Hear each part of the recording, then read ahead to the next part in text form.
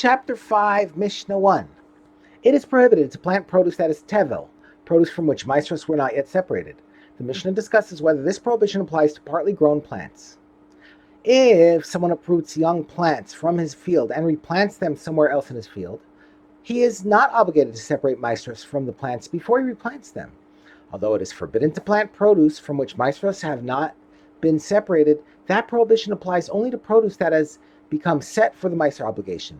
These plants were not yet set for the Maaser obligation, and thus they may be planted even though their Maasros were not separated. The Mishnah's next ruling applies to all produce, even if it is fully grown. If someone bought produce while it is still attached to the ground, it is not subject to Maasros. That is, the sale does not make it subject to Maasros. Although usually the sale of produce sets its Maaser obligation, this does not happen if it is sold while still attached to the ground. Thus, this produce may be eaten as a snack until its Maaser obligation becomes set in some other way. The Mishnah returns to its previous discussion about replanting partially grown plants. If someone picked partially grown plants in order to send them as a gift to his friend, who will replant them, the friend is not obligated to separate their Maasros before he replants them. Giving produce as a gift does not set the Maaser obligation. Thus, these plants remain unset for Maaser.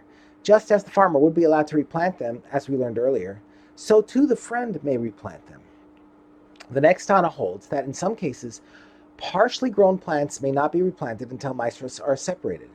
Rabbi Elazar ben Azariah says, when partially grown plants are picked to be replanted, if similar plants, that is, plants that have developed the same amount, are being sold in the market to be eaten, these plants that were picked to be replanted are subject to the Maaser obligations. That is, they may not be planted until their Maasros are separated. This is because plants that are sold in the market are legally considered to be processed and thus subject to Maasros, even if they have not actually gone through any processing.